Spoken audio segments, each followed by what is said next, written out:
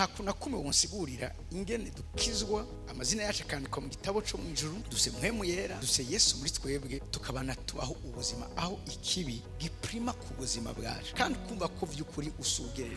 Nta bantu muri kino kibanza wumva ko uri antuhe n'ubushobozi buriko burakwetufa ku buryo wumva impwemu zigiye kugenda kumva usukigwa mu kintu kitarico. Uyu munsi turafise abana b'Imana bakije babatijwe mu mazi menshi, ariko bariko baraja kurondera amasoliso yabo ku bapfumu. Kubera iki? Doko umuntu akagera ahantu kwizera inkomezi ivyo umuntu yubakiye ko yumva ko amatanguro yiwe ariko araba ebon. Ivyo yose ni kubera iki? Hari ibyo tubwirizwa kumenya. Hari ibibazo bimwe abana b'Imana tubwirizwa kubibaza. Iyo utari kuravyibaza urashobora kwama igihe cyose uriko uraba victime muri buno buzima. Hari amarealite uzomenya kuko nawe watanguye kwibaza ibibazo bimwe na bimwe kwa bino bintu. Pastori abandi arabasengera bagakira, ariko wowe afise ikibazo yanse ko gishobora kugira iki kuva mu nzira. Ndaryoherwa iyo ndiko ndabona ivy'Imana iriko iragenda ikora non seulement gusa ku buzima bw'abantu mais no ku buzima bw'amashengero. Rimwe bambwiye amashengero ndafise urubushika nkabungahe basigaye bicara bakumva inyigisho na pastor avuga ati ingo hariho ibintu ntari mfitiye inyishu mugabo numvise umukozi Imana ariko arigisha, bakicara bakarimbura hama bagasenga bakabona amaresulta. Hari ivy'imwemu hariho n'ivy'umubiri. Rero tuko turabafasha ishenge no gutahura ikote y'ivy'imwemu. Ubu twatanguye kumotegwa n'ibihe bindi bidasanzwe azo dukoraniye ku kibuga ca Kinanira ya gatatu, turiko turabona ubuzima bw'abantu bohoka, turiko tubona ubuzima bw'abana b'Imana butamukira ubugingo busagutse twarose muri Kristo Yesu.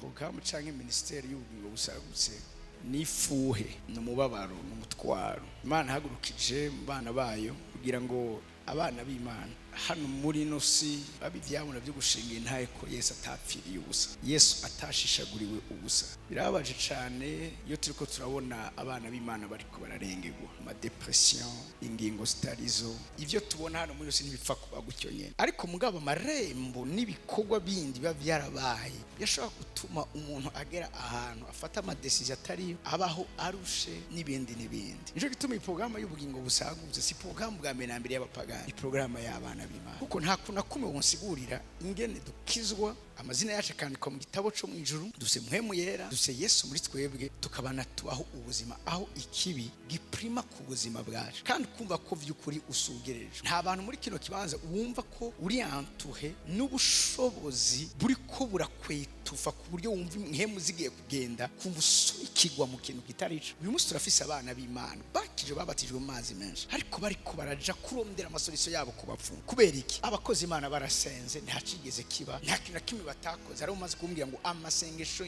yose abaho narayakoze. Yambwiye ati nakoze amasengesho abaho nayataba, kandi asengera abandi Imana ikabikora, mugabo hagera ku kibazo ciwanje ku buryo pastor umunsi mwaza akamubwira ati ariko nubwo bivuga ngo urakije uragize ibiki, kumbure woshobora kurondereza ahandi. Bani majamara akamubwira ati raba uyundi muntu ndo kumuna akagera ahantu kwizera inkomezi ivyo umuntu yubakiye ko yumva ko amatanguro yiwe ariko araba ebon. Ivyo yose ni kubera iki? Hari ibyo tubwirizwa kumenya. Abigishwa ba Yesu bamaze kubona ivyo yabigishije hari bitageze nkuko yabivuze, aho niho ubwirizo. Iyo umuntu akuze ntabwiza kuca yibaza iki kibazo. Mvyibuke Petero n'abandi bigishwa baramaje ati none i daimon kubera iki twe twayirukanye kanga kugenda. I daimon kugira igende bisaba iki? Ntibisaba utohite izina rya Yesu, twayisenze mu izina rya Yesu, mugabo kubera iki yanse kugenda? Wewe uraje ni waduhaye ubushobozi bwo gusenda abadaimon, hariho n'izindi twasenze ziragenda, kwa iyanse kugenda. Hari ibibazo bimwe abana b'Imana tubwirizwa kubibaza. Iyo utari kuravyibaza urashobora kwama igihe cyose uriko uraba victime muri buno buzima. Yesu arababwira ati daimon ibe nize, kubera ko bamubajije daimon ibe nize, nta kintu kizikuramwo atari bivuze neza ugusenga gufatikanije no kwisonzesha. Kare nigeze ababwira ngo nimugende musenge mwisonzesha hama mugende musenda abadaimon. Kare yababwira ati ndabaye ubasha bwo gusenda abadaimon, kandi daimon zaragiye. Mugabo bamaze kubona ivyo yababwiye principe yabahaye itariko irafunctiona, bamubaza iki kibazo, none ibi bigenda gute? Ni gikutatubwiye. Arababwira ngo idaimon ibe nize. Byumvikana neza ko amadaimon yose samu. Uku kuri twakumenye kuko ari abantu bamubajije ikibazo. Hari amarealite uzomenya kuko nawe atangwe kwibaza ibibazo bimwe na bimwe kwa bino bintu. umupastori abandi arabasengera bagakira, ariko wowe afise ikibazo yanse ko gishobora kugira iki kuva mu nzira. Parce que abantu baza kuri twebwe si bamwe, hari abaza bafise ayo marembo, hari n'abaza kameme hari cyakoreza, hari abaza bafise ayo maraso, uko n'umubwira yuko wakijijwe ayo maraso yaciye afudika, wakoze kugira ngo afudike. Cyo kibazo agakiza kwizera umwami Yesu byatugize ivyaremwe bishasha mu mpemu zaje. Nico gituma warakijijwe, mugabo suko wakijijwe byaciye birandura muri wewe akamere kabi wanyu. N'uyu munsi naho uvyanka ugumugwana navyo nivyo canke sivyo, hari twusanga twagutorotse kubera ko twarakijijwe, tuguma turiko turakizwa kandi tuzokizwa. Twarakijijwe, impemu yawe ni impemu ya Kristo, tuguma turiko turakizwa, aho ni onive ya ame yacu, ariko kandi tuzokizwa imibiri yacu. Rero iyi programme y'ubugingo busagutse nico kibazo tuba turiko turishura. Ndaryoherwa iyo ndiko ndabona ivy'Imana iriko iragenda ikora, non seulement gusa ku buzima bw'abantu mais no ku buzima bw'amashengero. Rimwe bambwiye amashengero mba ndafise urubushika nkabungahe, basigaye bicara bakumva inyigisho na pastor bati ingo hariho ibintu ntari mfitiye inyishu, mugabo n'ubise umukozi Imana ariko arigisha, bakicara bakarimbura hama bagasenga bakabona amaresulta. Ariko mugabo it takes courage. Iki gihugu kirafise ibintu vyose byo gituma gishobora kuja ku mahayi mazima yo gutera imbere, mugabo haragera ahantu hakaba bisika. Ivyo bisika si bindi, hari bicano bibwirizwa guhangagwa n'ishengero muri kino gihugu. Ibi rero ndashaka ko tuvyumva neza yuko hariho ibintu bidahagaze kubo twatoye, bidahagaze kuba nyepolitike bafise ibi nabiriya, barafise ivyo bakora, barafise aho bageze. Mugabo mwame mubizi neza iyo igihugu gifise destiny prophetique idasanzwe, hariho amarembo, hariho abashwa baduka ikuzimu baza kugira ngo ivyo bintu bishobore kwambara umubiri ngo bibi. Ni bande bo guhangana navyo? Ntabwo ari abandi. Ishenge duhejeje programme y'ubugingo busagutse, hagati aho tuba dukwije 10 ans turiko turakorera Imana kuri uyu musozi canke kuri muri no ministeri y'ubugingo busagutse. Izi rero 10 ans Imana avuga nande yuko tuzatujana ahandi mu kibanza aho munyumvirize neza, tuba inderetsi n'abakirizi bo kuvyaza igihugu amasezerano gifise. Tureke bramanaka na naka, oya tuzi turabe ko twebwe mu ruhande rwacu turiko turakoresha Imana dusaba gukora. Turagomba kugira kuvyaza igihugu amasezerano yacu. Uviriza ntaho tuzobihungira, tuzoguma turabarundi. Mwanyubize mwijuru bazi ko turi abarundi. Ikibazo ni iki gihugu uri kugikorera iki? Iki gihugu uriko ukimarira iki? Wowe urabona jewe hamwe bontora we yazi kese gutoga. Ni kese ivyimviro vy'iwawe, ni kese inyifato y'iwawe, ni kese ingendo y'iwawe.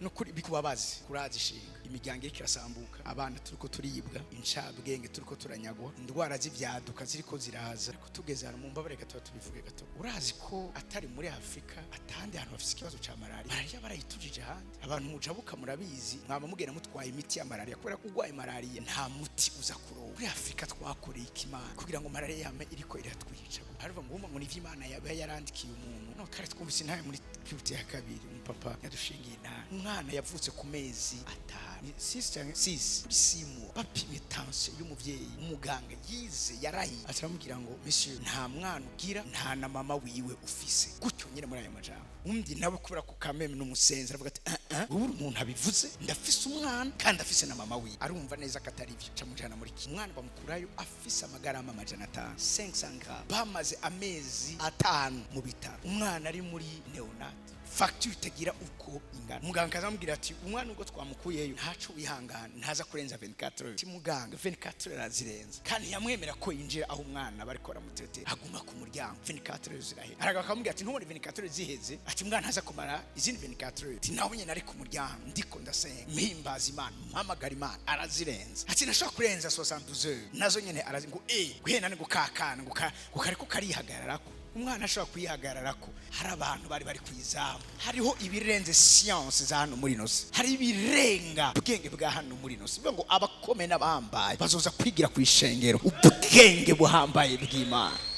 Ko mwana ariyo umusa kwije imyaka 7, muganga aramuhamagara batashe, aramubwira ati ariko rero twagomba kubategura n'ivyashika. Mukabona umwana afise rotari, ukabona umwana hari ibintu bimucanga, atariho ibintu bitashoboye kugira kwidevelop. Ati umwana ashobora kuzobikijura, ashobora kutazokwiga amashuri. Umuvyeyi aravyanga parce que n'umusenzi. Umuntu yavuze mugabo je mpagaze kuca Imana nayo ivuga. Hari ijambo Imana yamuhati mu gihugu cyanyu nta uzokorokesha inda. Hagarara kuri iryo jambo. Uyu munsi uwo mwana ntawe umukoreramo, abo wa mbere ahantu hose aciye. Kubera iki? Kubera ko hari ivy'imwemu hariho n'ivy'umubiri. Rero cyo turabafasha ishenge no gutahura ikote y'ivy'imwemu.